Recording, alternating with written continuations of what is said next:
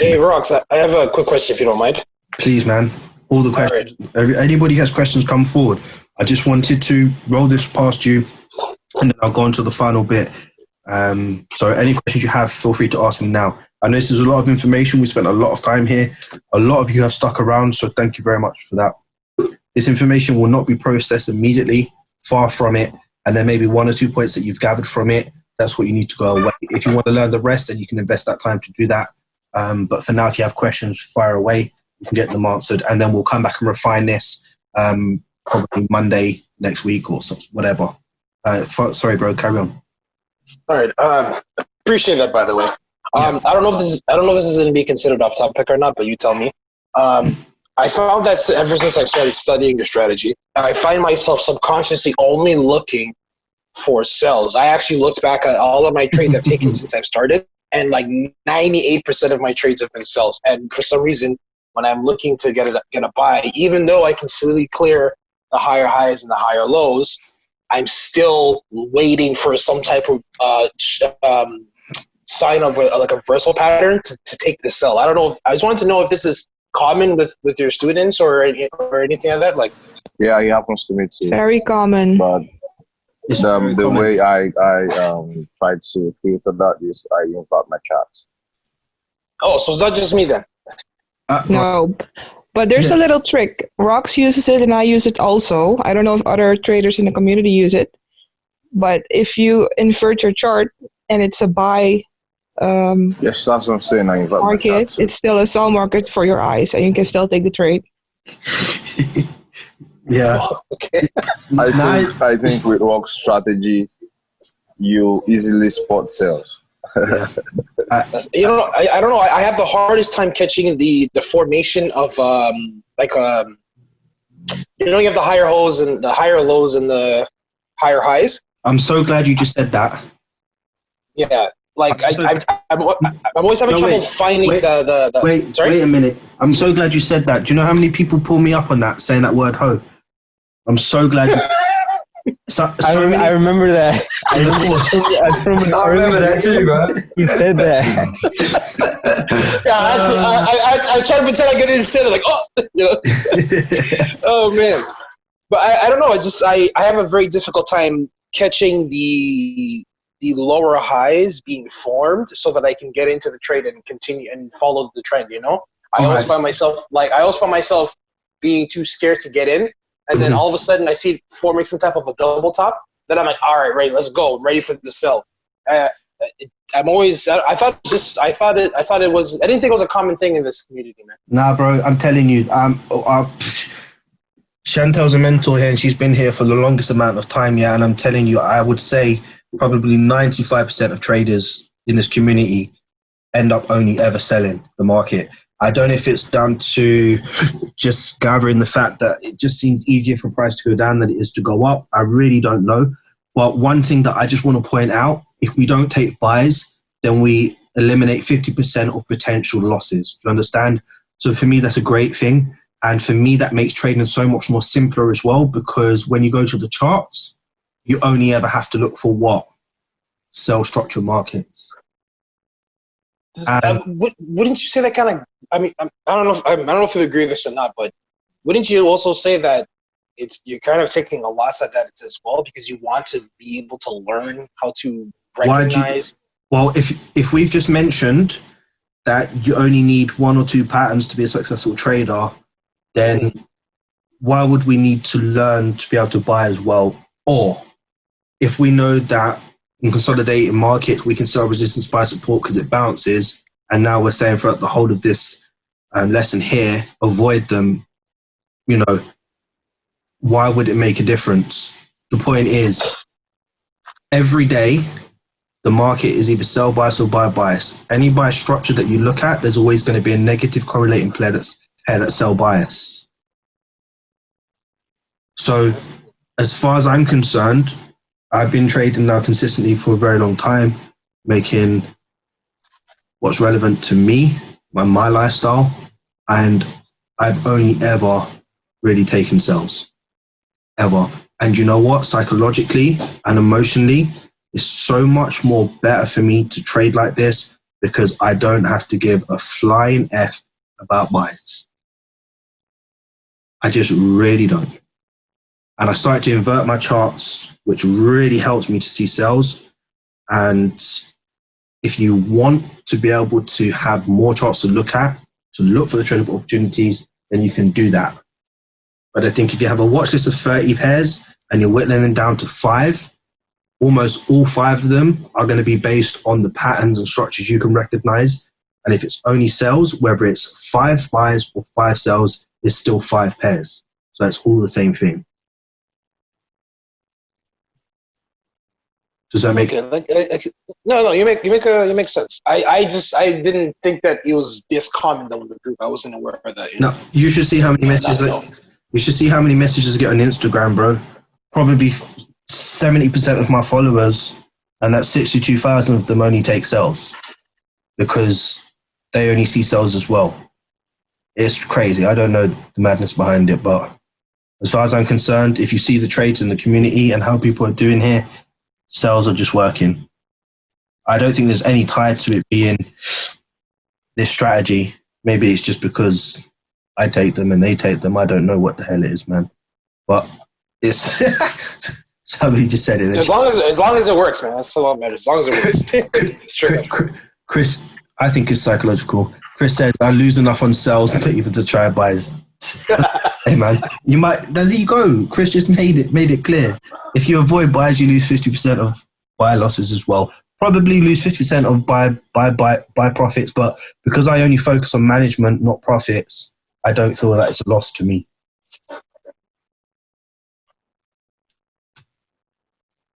Andrew? All right, ciao. All right. Yeah, I'm here. All right, cool. Anyway, that was fun. Let's go. Any questions, guys, ladies? A lot of information. I was going to ask you a quick question about management. Please. So with your skill set, obviously you're like, really good with what you do. So how do you get yourself to, not, over leverage and things like that? Like, how do you do away with the greed factor? Realizing that being greedy only ever loses, man. Seriously. Like, it's just, if you ask that question to yourself, you'll give yourself the same answer. Like, literally, how many times have the majority of us tried to be greedy and have lost everything? Or the majority of it never works for me. No, and the thing is, if you're watching people on Instagram and you're watching all this stuff on YouTube, it doesn't mean it can't work. Some have done it. But I say this all the time. How many people do the lottery and only one person wins? So I just think if you know that trying to be greedy has never got you anywhere in the past, then it's now time to realize that you must have to do something different to make it work in the future. Which means it's having to be patient and realize that it's just going to take a little bit more time. Remember, right, guys, not you guys, but whoever works is doing what they're doing now to strive for better. Some people love work. Some people just want a little bit extra trading. But the majority want to be out of work or want to trade full time, right? But the more you chase money and being greedy and over leveraging, the longer you're going to stay in work. But you'd much prefer to do that, but you're still complaining about working for another 20, 30, 40 years. Like, it just really doesn't make sense. And when something doesn't make sense like that, then you have to learn to stop, reevaluate, and do something different. It no longer becomes a greed factor. It just becomes a stupidity factor. And once you can recognize that about yourself, then you will see yourself changing. I'm telling you guys now, man. Telling you. Seriously.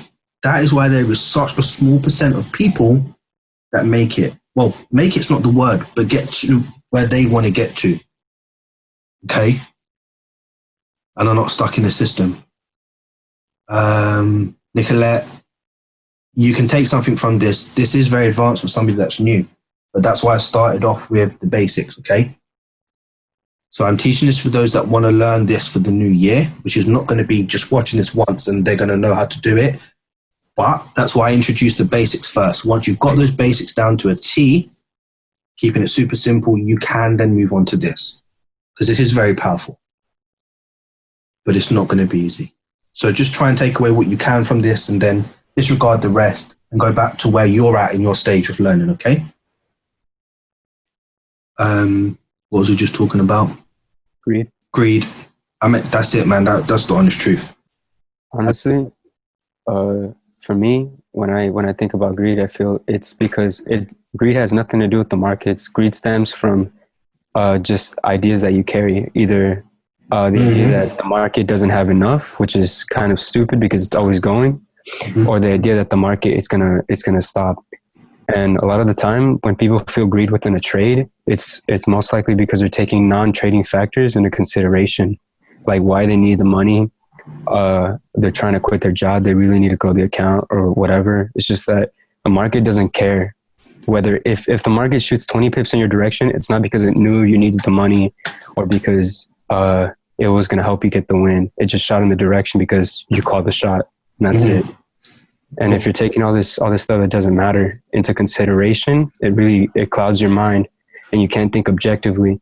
If you can't think objectively, you get locked into an opinion, and it's a lot of psychological triggers, and it ruins your trading. And that's a very good point. And just last point on this greed thing.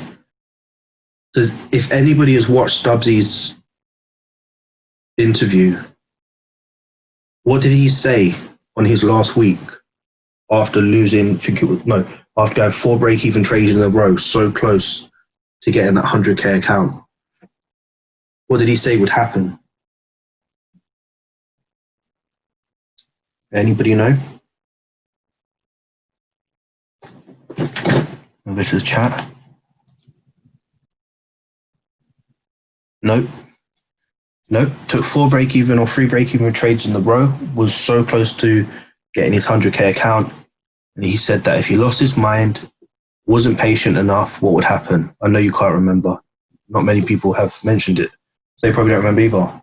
We'd have to go back to work on Monday.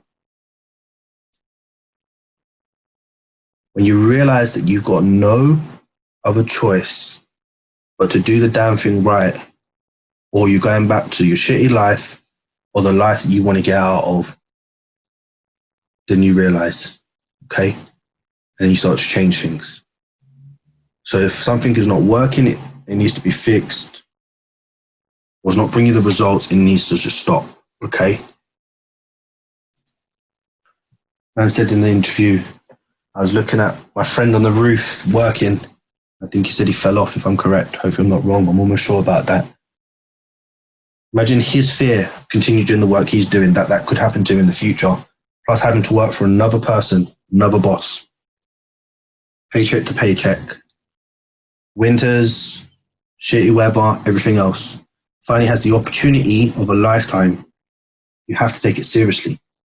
And that's the whole point in your guys' journey, is to take the baby steps to get to where you need to get to. If that means working the weekend to get extra money to put in your trading account, you have to make the sacrifices. If you're not fortunate enough or have the opportunity to work the weekend because you have family, then you have to sacrifice. If that means you don't go out on the weekend, then you're saving money.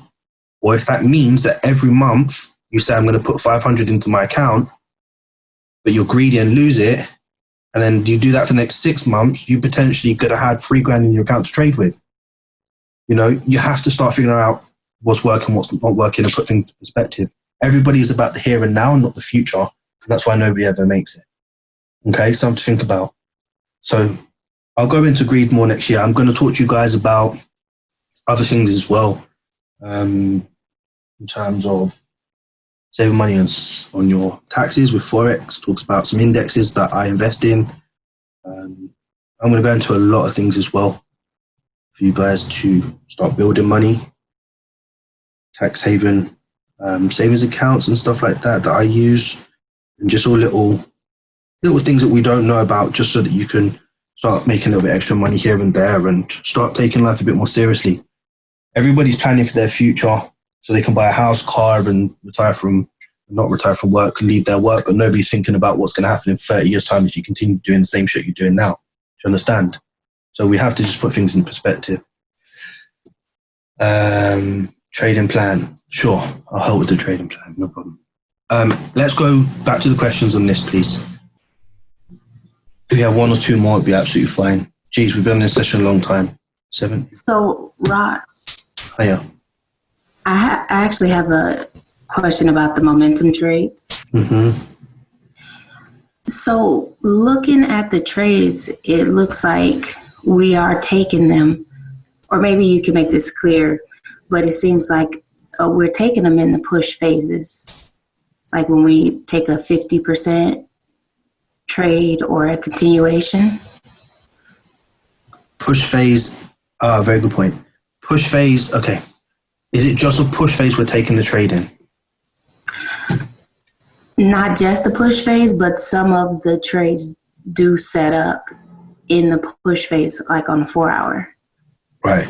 So remember we said if in the beginning for basics, okay, if we're identifying market structure and the market in the 4H is push, push, push, what's the chances of winning a sell here as opposed to winning a sell here? Minimal. Because price more likely will do what? Exhaust. Right. Now we need to keep bringing the puzzle together. If price has made a double top on the structure and this was the higher low, we're expecting the higher high, and it failed, and then all of a sudden it's in a push phase. Now we have one 4H candle and a retracement based on the behavior of this market structure with strong momentum. What's the chances of price continuing down? More likely. But if price continues down, and this was the best sell opportunity, and this is now a clear push phase, are we going to sell here? No. If price is pushing down, makes the lower high, and then continues down, fails to break, and then continues pushing up and breaks above structure and retraces the previous candle, what's the best buy opportunity? Here, based on the psychological behavior of price failing to make the lower low, with a strong momentum candle close above structure and a 1-4H candle push up, what's higher, buying here or buying here in this push phase? That bottom, the bottom point. Yeah.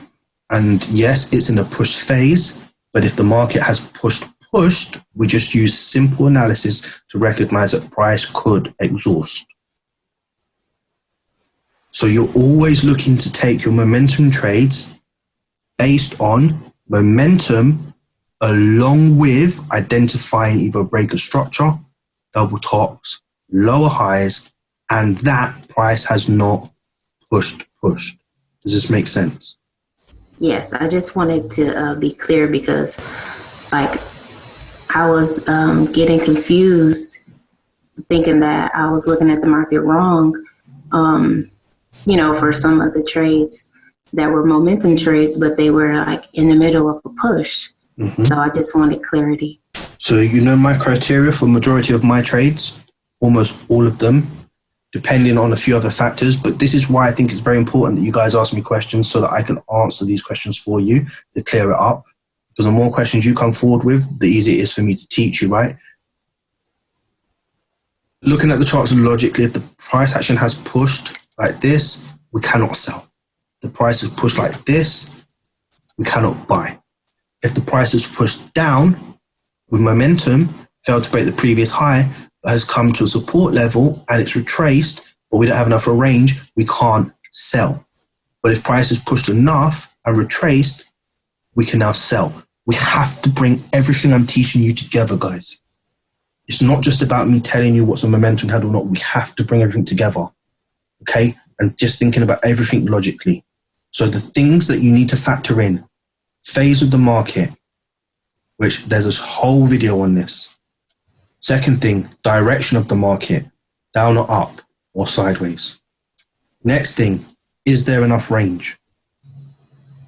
And that's it.